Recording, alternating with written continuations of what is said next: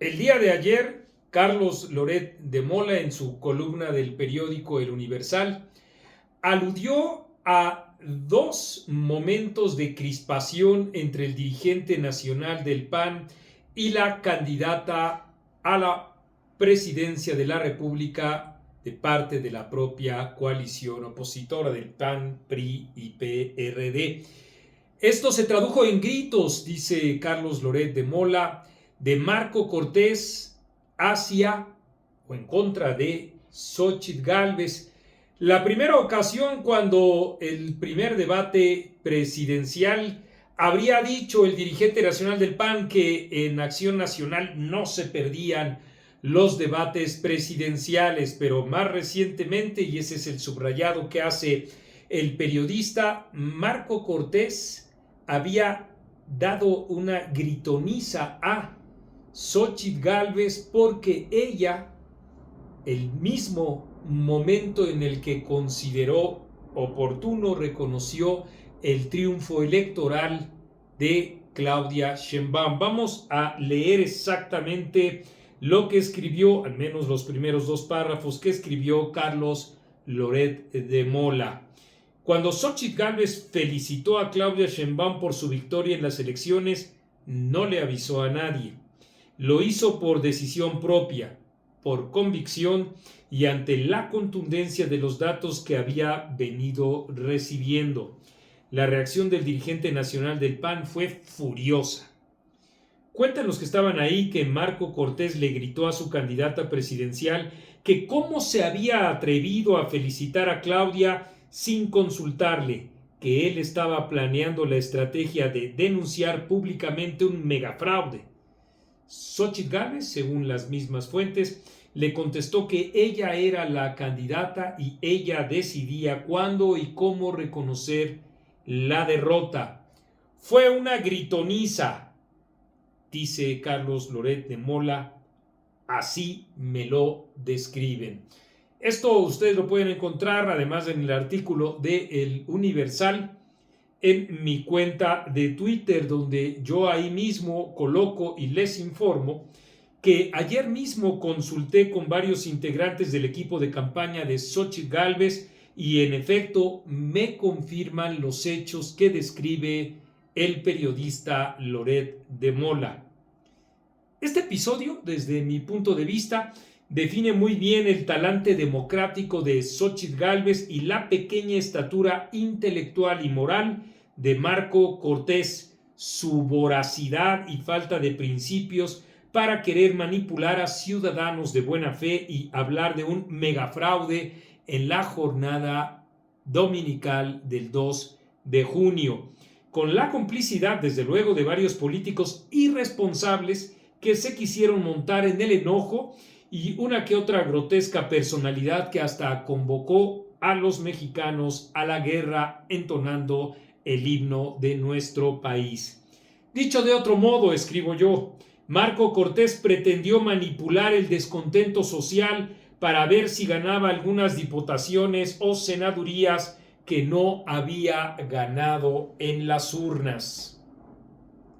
Sé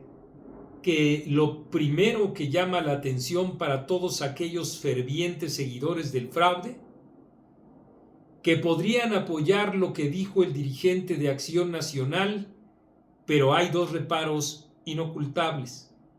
Primero, que en efecto esta es una prueba más de lo que dijo en campaña y mucho antes Xóchitl Gálvez, cuando aludió que a ella no le mandaba a nadie y luego le respondió a Marco Cortés que en su calidad de candidata a la presidencia de la República ella definiría cuándo y cómo reconocer los resultados, lo cual habla en efecto de esa autonomía y desde luego de esa firmeza y también de ese perfil demócrata que hace lo que hizo la propia Xóchitl Gálvez. Y en segundo lugar, no confundir. Antes que Marco Cortés, antes que cualquier dirigente opositor, antes que la Marea Rosa, antes que sus integrantes, supuestos integrantes de la sociedad civil que en realidad son políticos que no tuvieron cabida en los partidos, Ahí está Beatriz Pajés y los desfiguros que ha hecho incluso en estos días, hablando como portavoz de la sociedad civil. Más allá de absolutamente todos ellos, hubo quienes desde hace más de 2 años y medio aludimos al operativo de Estado impulsado por el presidente de la República para generar el proceso electoral más inequitativo en la historia de nuestro país. Estas fueron unas elecciones de Estado que violaron la ley, que le dieron todo el peso a Claudia Sheinbaum,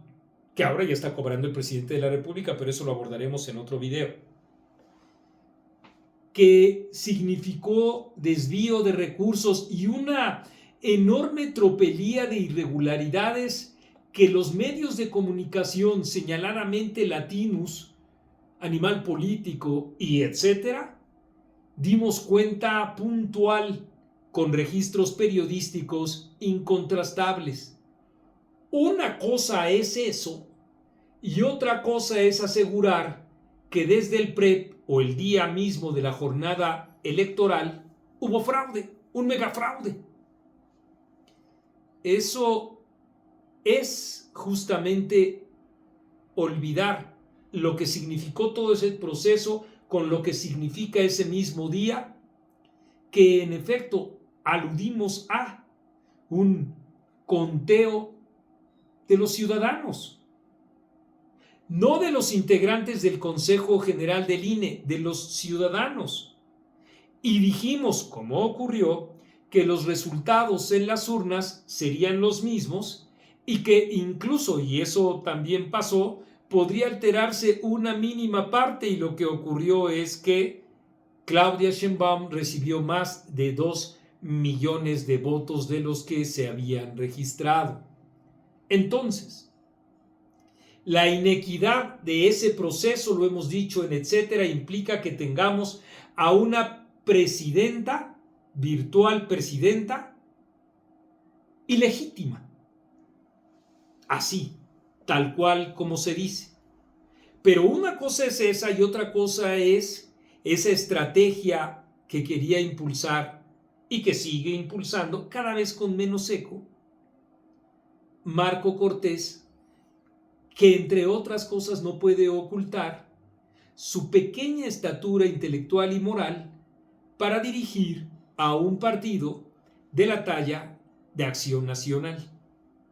También hay que decir que esa actitud que él tuvo con Xóchitl Gálvez es una actitud que lo retrata de cuerpo entero en toda su impotencia,